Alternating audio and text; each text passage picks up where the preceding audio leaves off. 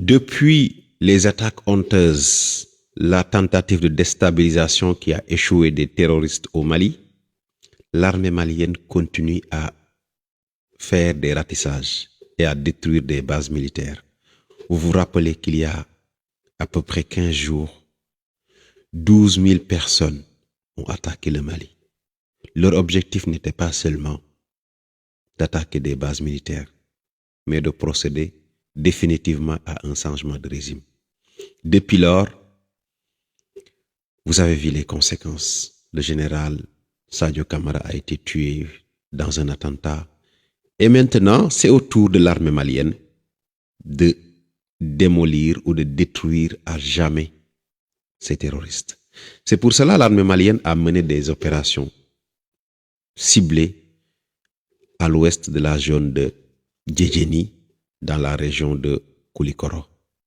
3 bases terroristes ont été neutralisées, situées à 40 km où une cinquantaine de terroristes, la première base, une cinquantaine de terroristes, des motos et des pick-up dissimulés ont été bombardés et les terroristes neutralisés.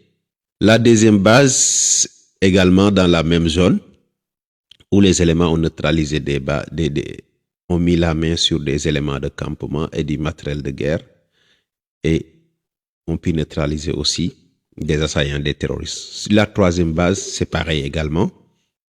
Donc, c'est une information qui prouve aujourd'hui la volonté de reconquête. Et si vous allez dans la zone de Kidal, j'ai vu un journaliste français en parler, mais de la manière la plus hypocrite, parce qu'il était en train de dire que l'armée malienne ciblait les infrastructures civiles, alors que bien avant l'attaque du mois dernier, c'est eux-mêmes qui disaient que il n'y a plus d'infrastructures à Kidal. Et c'est vrai, parce que bien avant, les terroristes avaient comme habitude d'attaquer les écoles, les forages, tout ce qui représentait l'État. Et vous avez vu même des images où ils s'en prenaient.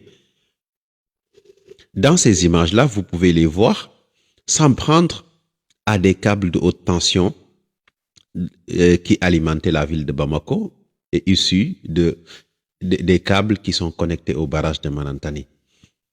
Donc, pour dire que dans cette guerre-là aussi, il y a une guerre d'information et l'armée malienne a compris très bien maintenant. Les Maliens aussi ont bien compris qu'il faut gagner la guerre de l'information et il faut aussi gagner la guerre des renseignements. Parce que c'est différent. L'information, c'est ce dont nous avons accès, nous, tout le monde. Ce qui sert de propagande souvent aux pays occidentaux.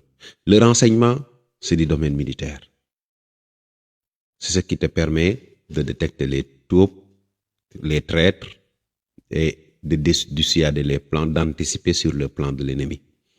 Et je pense qu'avec l'attaque passée, ça a manqué aussi vraiment, il faut le reconnaître. Le renseignement a failli, mais il faut tirer les conséquences, toutes les conséquences, pour pouvoir aller sur de nouvelles bases et remettre le pays à l'endroit. Parce que l'ennemi n'est pas parti. L'ennemi reste et est toujours prêt à tout pour rester, parce que son objectif n'est pas atteint. Son objectif, c'est d'installer le chaos au Mali, de renverser le régime actuel, d'imposer une personne vassalisée qui va les attribuer tout ce qu'ils voulaient. Le premier, c'est diviser le Mali en deux, mettre la main sur toutes les ressources et laisser les populations maliennes dans la pauvreté la plus extrême. Maintenant, tant qu'ils n'ont pas atteint cet objectif-là, ils n'auront qu'un seul objectif: mettre le Mali à terre, détruire tout ce qui est debout. La politique du chaos absolu, c'est ce qu'ils sont en train de faire maintenant. C'est pourquoi ils vont s'attaquer à tout ce qui représente l'État et après cela, ils vont s'attaquer aux civils même. Vous avez vu que depuis le début, ils ont commencé maintenant à attaquer des bus, à incendier des bus. Ça, c'est une manière de toucher la population pour que la population se révolte contre la personne qui dirige. C'est pour semer le doute dans la tête des populations, pour leur faire croire qu'en réalité, les personnes qui vous dirigent sont incapables de vous amener la sécurité. C'est ça l'objectif. Ils vont de plus en plus s'attaquer aux infrastructures civiles pour essayer d'avoir la population de son côté. Mais c'est là où les populations concernées doivent faire preuve de maturité et de discernement.